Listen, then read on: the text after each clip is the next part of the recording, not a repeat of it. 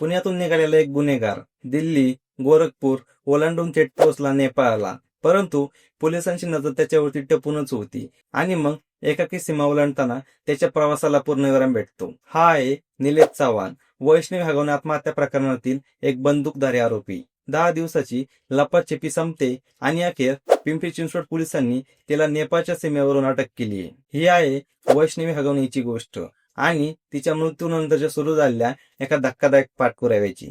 वैष्णवीने आत्महत्या केल्यानंतर तिच्या 9 महिन्याचा बाळाचा ताबा घेतला होता निलेश चव्हाणने. परंतु जेव्हा वैष्णवीच्या आईवडिलांनी बाळ मागण्यासाठी म्हणून निलेशकडे जाण्याचा प्रयत्न केला तेव्हा तो थेट बंदुका घेऊन त्यांच्या समोर ठाकला.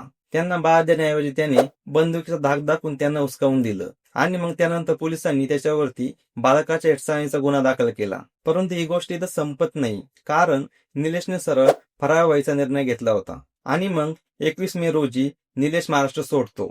पुणे, मुंबई, कर्जत, रायगड असा त्याचा प्रवास. तिथून थेट दिल्ली आणि मग 25 मे रोजी गोरखपूर ते दिल्लीचा एसी ट्रॅव्हल्स मधून प्रवास करत असताना त्याचा व्हिडिओ व्हायरल होतो. स्लीपर कोच मधून पाण्याची बाटली हातामध्ये घेऊन निलेश उतरतो, ते देखील अगदी बिनधास्तपणे. पुढचा टप्पा म्हणजे सोनोली आणि तिथून थेट नेपाळची राजधानी काठमांडू. परंतु त्याला पकडण्यासाठी पोलिसांचा सापळा रेडी होता. 30 मे रोजी भैरव ते सोनोली महामार्गावरून परत येत असताना पोलिसांनी त्याला अटक केली आणि हे सर्व होत असतानाच एक महत्वाचा निर्णय येतो, तो म्हणजे वैष्णवीच्या बाळाचा ताब्याचा. 9 महिन्याचा जनक हगवणे आता आपल्या आजीकडे सुरक्षित आहे. जिल्हा बाल संरक्षण समितीने स्वाती आनंद कसपटे यांना अधिकृतरित्या बाळाच्या संगोपनासाठी फिट पर्सन म्हणून मान्यता दिली आहे. त्याचे शिक्षण, आरोग्य व विकासाची पूर्ण जबाबदारी आता त्याच्या आजीवरती म्हणजेच स्वाती कसपटे यांच्यावरती असणार आहे.